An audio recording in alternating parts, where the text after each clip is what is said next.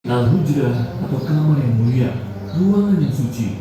Sungguh inilah rumah Nabi Shallallahu Alaihi Wasallam yang di dalamnya jasad suci beliau dikuburkan dan disemayamkan.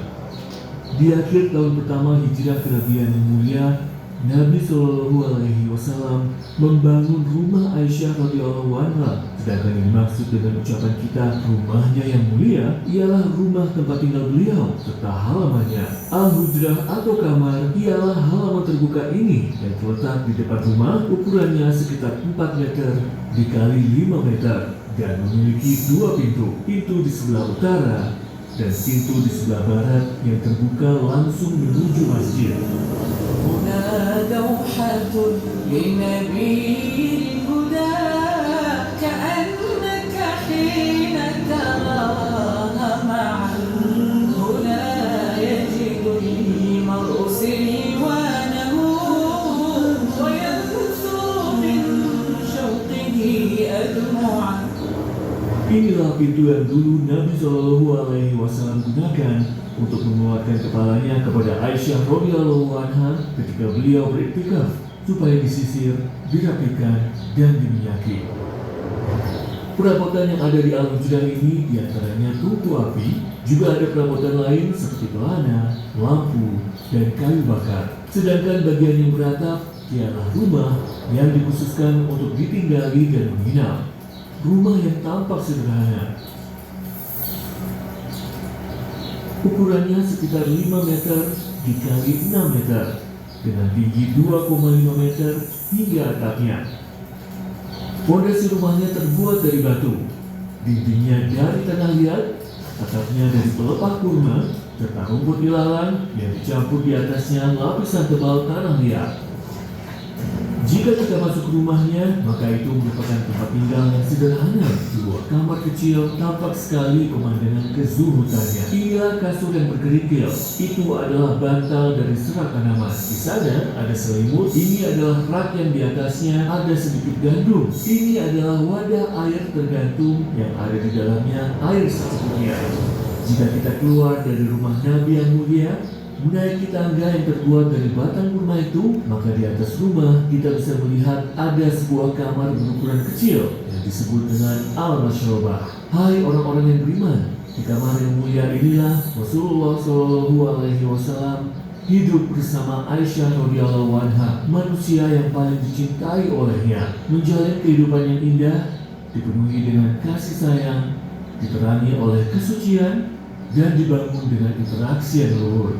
Disinilah hidup seseorang yang dunia diterangi oleh risalahnya dan membahagiakan dunia dengan syariatnya. Setelah 9 tahun, wafatlah Rasulullah Shallallahu Alaihi Wasallam. Beliau menghembuskan nafas terakhir dalam keadaan bersandar pada dada Aisyah radhiyallahu anha. Maka beliau dikuburkan di dalam rumah yang mulia ini. Sedangkan Aisyah tetap tinggal di rumah yang sama.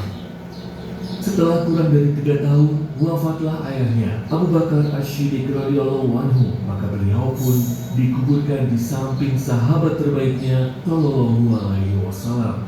Aisyah tetap tinggal di dalam rumah yang mulia ini dengan memasangkan tirai penutup untuk kuburnya. Setelah sekitar 10 tahun, Syaitlah Umar bin Al-Khattab radhiyallahu anhu yang sudah meminta izin kepada Aisyah sebelumnya supaya dimakamkan di samping kedua sahabatnya. Beliau pun diberi izin dan dimakamkan bersama keduanya. Lalu Aisyah membangun dinding yang memisahkan antara kubur yang dimuliakan dengan sisa bagian rumahnya yang mulia. Aisyah menjadikan sisa ruangan ini untuk sholat dan ibadah.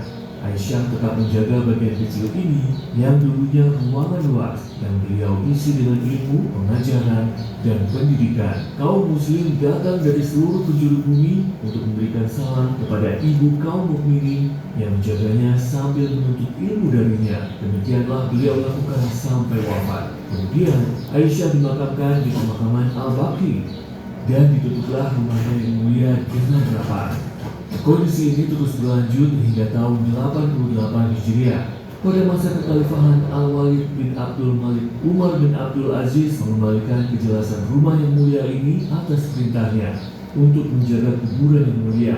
Lalu beliau masukkan ke dalam bagian masjid, menutupnya dengan rapat sehingga menjadi kedap, tidak ada jalan keluar maupun jalan memasukinya. Beliau rahimahullah setelah itu membeli rumah-rumah ibu kaum muslimin lain dari keluarga mereka dan menjadikannya bagian dari Masjid Nabawi. Lalu beliau membangun dinding berbentuk segi lima yang terbuat dari bebatuan hitam yang kuat untuk memisahkan kuburan dengan masjid dan supaya orang-orang tidak sholat menghadap kubur. Engkau tidak melihat kota Madinah lebih banyak menangis sedih dan duka setelah wafatnya Nabi Shallallahu Alaihi Wasallam. Melihat rumah-rumah yang mulia ini adalah penghibur hati mereka yang mengingatkan mereka atas sosok yang dicintai Shallallahu Alaihi Wasallam. Tahun demi tahun berlalu, para khalifah tetap memberikan perhatian penuh pada ruang yang dimuliakan ini, memperbaikinya dan mendokumentasikannya selama bertahun-tahun. Tunggu, di depan pengunjung ada 3 lapis dinding pemisah antara dirinya dan makam yang mulia. Pagar kuningan yang mengelilingi, dinding persegi 5 yang mengitarinya ditutupi dengan kiswah, lalu dinding rumah Aisyah radhiyallahu anha. Perhatian untuk masjid yang mulia dan kamar yang diberkahi ini telah sampai di masa kita, masa kerajaan Saudi Arabia. Semoga Allah selalu mendukungnya, menjaga keamanan dan imannya, serta membalas para pemimpinnya dengan balasan yang terbaik. Inilah Masjid Nabawi yang dimuliakan, cukup untuk jutaan jamaah. Itulah kamar yang mulia, membahagiakan siapapun yang memandangnya dan meriangkan hati siapapun yang mencintainya.